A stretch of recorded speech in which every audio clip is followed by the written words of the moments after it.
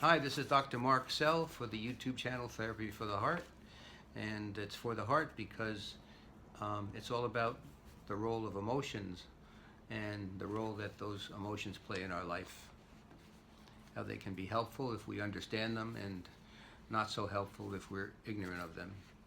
So, this is Tuesday with Mark, and this is an update on the talk 33, number 33, and which was about regrets and not being in touch with friends and family. And so right after that talk, I received an email from Venezuela, and somebody had been following the YouTube channels, psychotherapy videos, and he was with his friend when he was thinking about writing me, and he was spending time with his friend who had cancer, and he didn't know what to do because he was wearing two hats. He was a counselor and a friend, and he was bereft. He was so broken up, and so was she. But what he was doing was spending time with his dear friend, and they missed her cancer 3 times, and she was only 58 years old. It was terrible. So what can you do?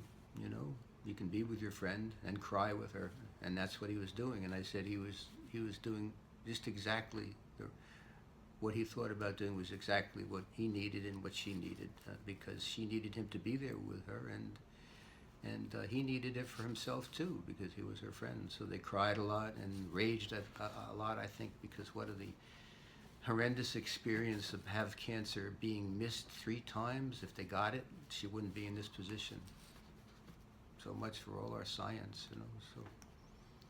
So I told her he was doing the very thing that he needed to do was to cry with her, and thanked him for the comment, which motivated me to make this video. So, Venezuela. I have a lot of people that listen from many different countries. Yeah, it's nice to hear. Sometimes I cry with my patients when they have unimaginable grief. Sometimes their stories are so just that, unimaginable. Like the play that I saw last night, Luftgangster. It was about POWs from World War II, and it's a true story. And this other story I heard about somebody who witnessed a massacre at Arab Spring. Terrible stories. About regrets. Sometimes it's not uncommon to fall into a regret about not doing things in life, not following your dreams, and not expressing feelings, not contacting a friend of yours who you thought about. And you dismissed that thought because you maybe were too depressed and you couldn't, or didn't have the feeling that friend would really want your welcome, your reaching out after so many years. Often we blame ourselves for not doing things when we didn't even think about them at the time. Why blame yourself for something that you never even thought about at the moment? You know, it's like we're very hard on ourselves. Human beings tend to be very hard, and you need some help if you can't do it on your own to be able to reduce that harshness so it doesn't affect yourself and your own feelings about yourself and other people too. Sometimes you might have all sorts of impulses to do things, and you just and they pass through your mind. You know, give them a second thought. You know, and don't blame yourself for it. If you're too hard on yourself, that's what you should think about, is to be, if you had a hard time being gentle with yourself, that's that internalized anger and aggression that we talked about many, many times in the videos, about how the aggression is turned against the self. And and when it has no outlet, and when you know when it's been yourself has been taught that you're not supposed to express yourself, you're not supposed to speak up. Reminds me of the video I did with about that woman who refresh your memory about it. She went with walks with her daughter, and regular walks, and that's how they spent their weekend day time together. And her daughter, she was always asking her daughter about grades, and continuously asking about grades.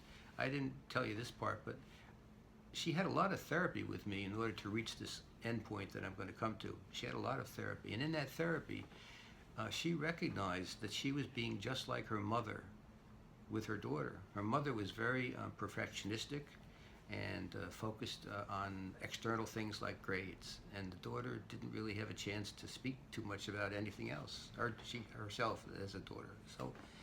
So it was a repetition of the same thing. We have the parent within. We always have that, to a greater or lesser degree, to a harsher or not so harsh, or sometimes benign, but they're with us.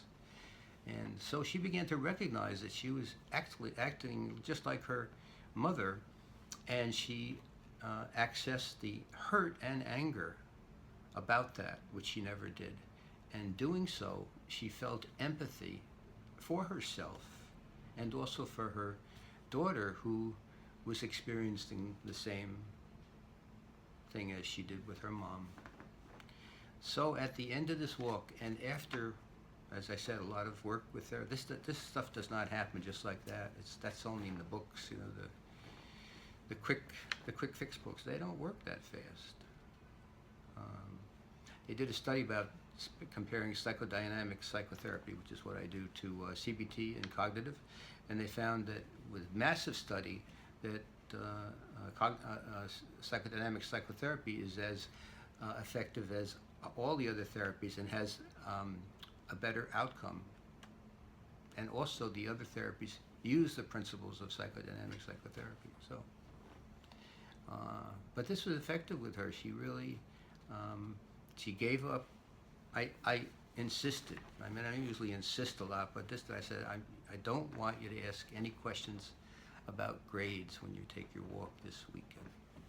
And so she didn't. At the end of the walk, her daughter talked about the kids at school, especially particularly the girls, and what boys were they going out with, and how they were dressing, and comparing herself to them, and things that girls would be interested in. Not all. Everything's not about grades. So at the end of the walk, she turned to her mother and she said, Mom, I'm harming myself. She was cutting herself. And it's pretty symbolic that children, that's a teenager, of course, but, to release things, to let them out, in a physical way. It's mangling their skin. It's terrible, but it's a form of release, and symbolic too of many different things, if you want to interpret it, which I'm not going to do now. But many children do that starting at even in infants. They have head banging, incidents. They bang their head against the crib, and as they even get a little older, at 7 years old, I've just did some reading on it. It's not so uncommon. So I hope that parents who are listening can have some self-reflection on how they are with their children. If they are always concentrating on work and grades rather than enjoying your child, like spending time with them, doing things that they like, being interested in things that they're interested in, and that can go a long way in terms of your relationship. And if you find that you're having a difficult time with your whatever age your child is, then consider either both of you, or just yourself, or just that child going into therapy. It can save a lot of grief. And that's also for people who are thinking about having children. I work with couples who come to me. Fortunately, they come before they actually get married, or even when they're meeting somebody, they wanted to check out if this is a person for them. So I listen to their story and listen for the signs, the positive ones and the negative ones that maybe not being occurring to the persons that are coming in to see me for treatment, and what they discover, if they can discover that parent within them, and then they have children, they will meet the promise that they will never be treating their children look just like they were treating. They can make that happen, that promise. If they're not conscious of the parent within them that has been scolding them and that tends to make them feel bad and down, and you're no good, and what did you say that for? That's not very interesting. Whatever the sharpness is, if they can discover that, then they won't be a typical parent sometimes who all of a sudden, after they have a child, will be horrified because they're screaming at their child just like their parents screamed at them. It's very, very not an uncommon phenomenon. So for both people who have children and who are planning on having children, it's a good thing to have a consultation. Yeah. I was going to talk about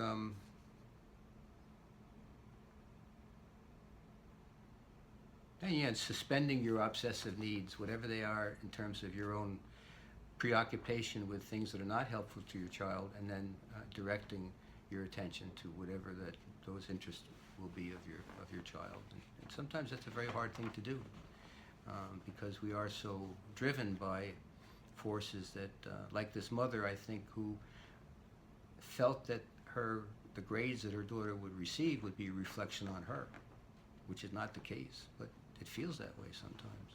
That's why parents are so pressuring their children to. It's because they're interested in their child's welfare, but on the other hand, there's also an interest to try to fulfill their own unfilled needs. Like be a terrific piano player. Because I never was.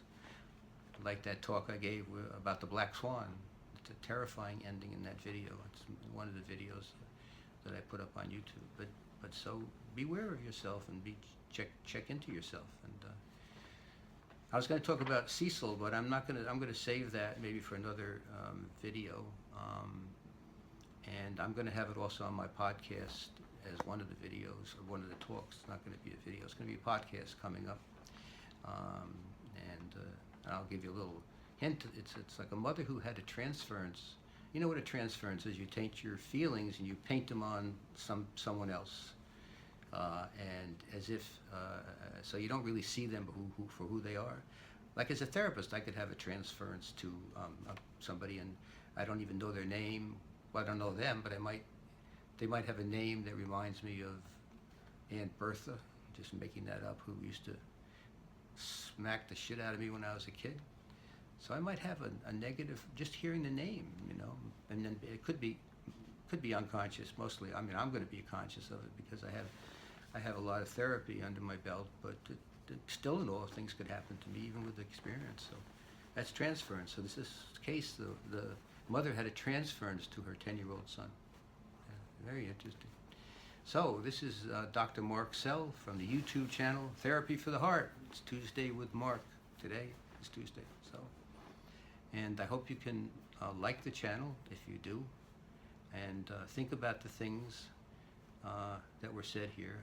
And if you can subscribe to the channel, you can get a Gmail account if you don't have one, and subscribe and make a comment. And I do respond to them, like I responded to that man who had such a terrible experience with his friend who came down with cancer. And I wrote him right back, and I was happy to hear that he felt comforted by the videos.